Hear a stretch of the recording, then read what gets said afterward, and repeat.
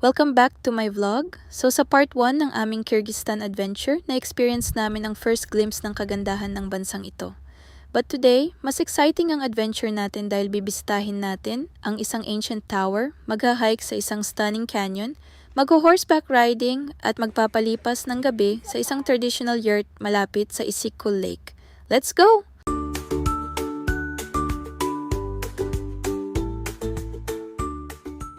Good morning guys! Day 3 na namin dito sa Kyrgyzstan at sobrang excited kami sa itinerary today.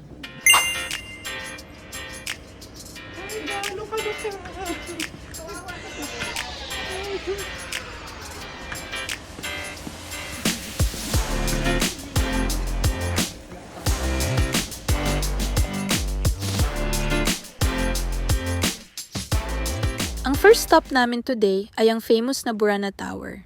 Isa itong ancient minaret na itinayo more than 1,000 years ago at isa sa mga pinaka-importanting historical landmarks sa Kyrgyzstan.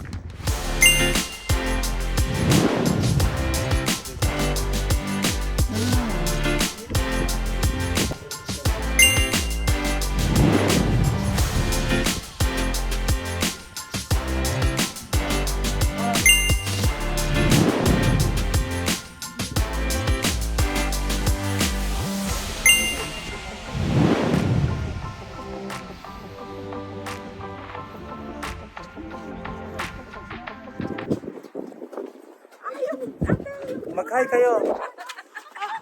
Hi! Baka mamatay naman kayo dyan. Ganito natin. Bilis naman.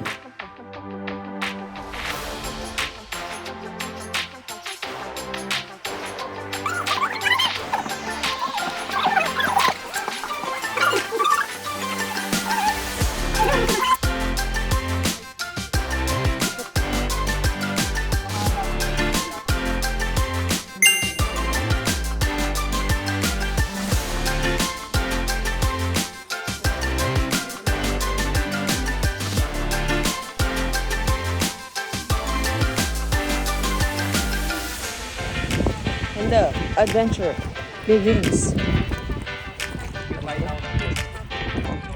Next stop namin, hiking time.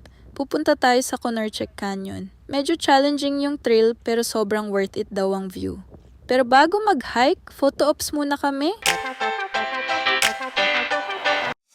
Nagsisimula na tayo sa hike. The trail is mostly rocky and uneven, so make sure to wear proper hiking shoes if you're planning to visit. Ayan po si Auntie. Hindi ko alam kung kaya pa.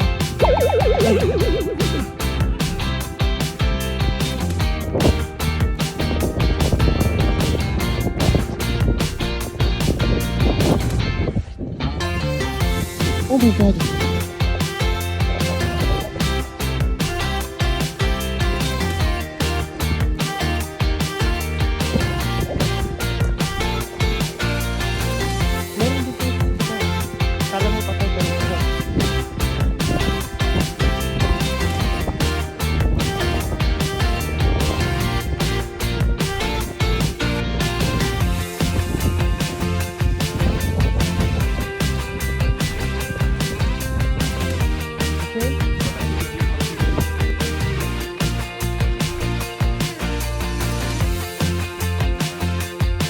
Guys, ito na yung exciting part ng hike. May mga sections dito na kailangan nating umakyat gamit ang ropes. Hindi naman sobrang technical, pero kailangan ng extra effort at balance. Medyo challenging siya, especially kapag pagod ka na sa hike, pero sobrang saya.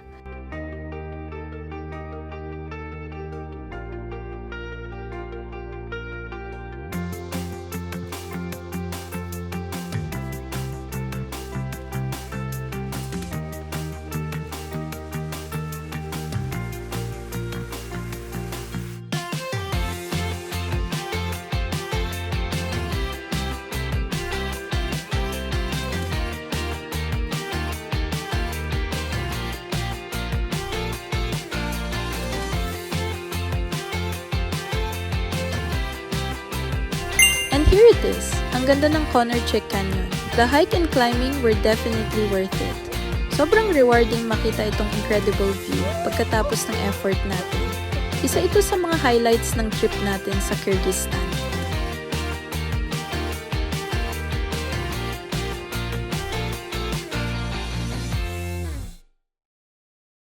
Habang papunta kami sa next destination, napadaan kami sa isang open field na may mga kabayo. At syempre, hindi namin pinalampas ang chance na mag-horseback riding. So kinausap ng guide namin yung may-ari para ma-experience namin to. Huwag mong paluin, baka maano ka niya na.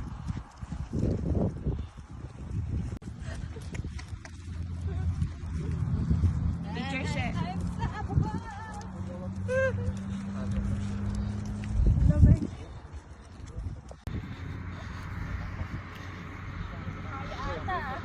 Kaya mo yan. Huwag kang sumuko, kaya mo yan. Okay, tingin dito. Tingin siya. Fun fact guys, sobrang importante ng horses dito sa Kyrgyzstan. Since nomadic culture ang pinagmulan ng maraming Kyrgyz people, horses were their main mode of transportation across the mountains and wide open grasslands.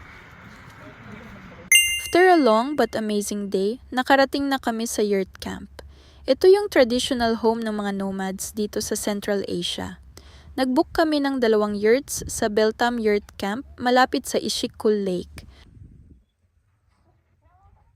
First time kong matutulog sa yurt, kaya excited akong makita kung ano ang itsura niya. Ang cozy pala sa loob. Simple lang siya pero very comfortable. Parang bumalik tayo sa traditional way of living, pero with an amazing view outside. Room ko dito?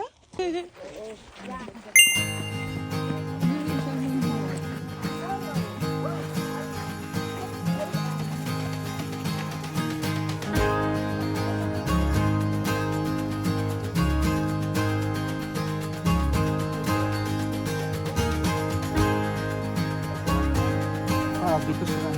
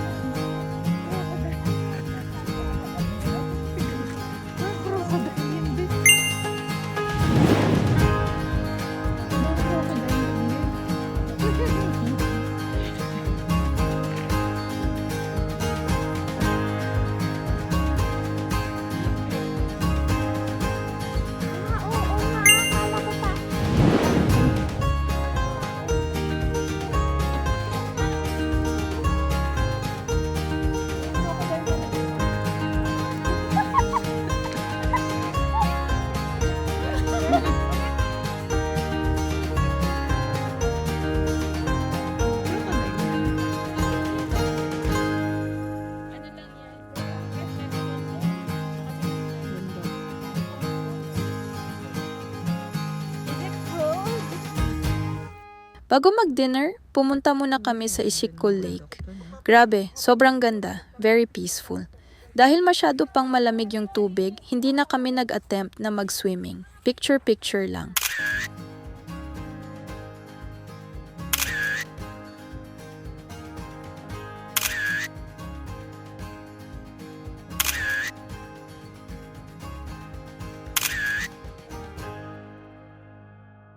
After namin i-explore and lake, bumalik na din kami agad sa yurt camp bago pa dumilim.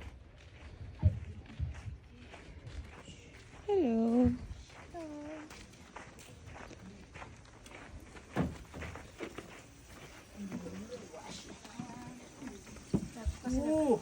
Naghawak ako ng doggy.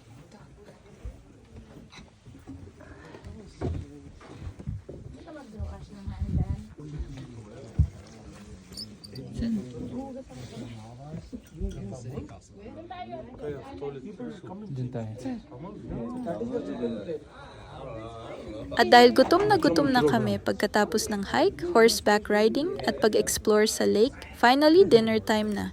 We're having dinner inside the yurt tonight.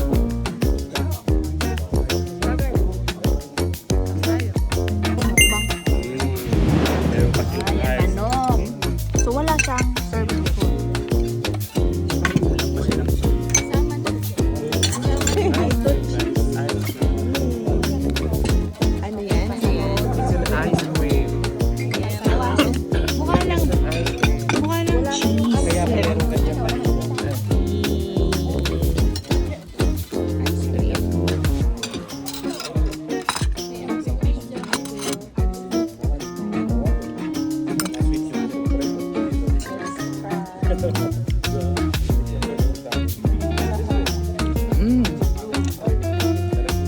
kaya yung powder?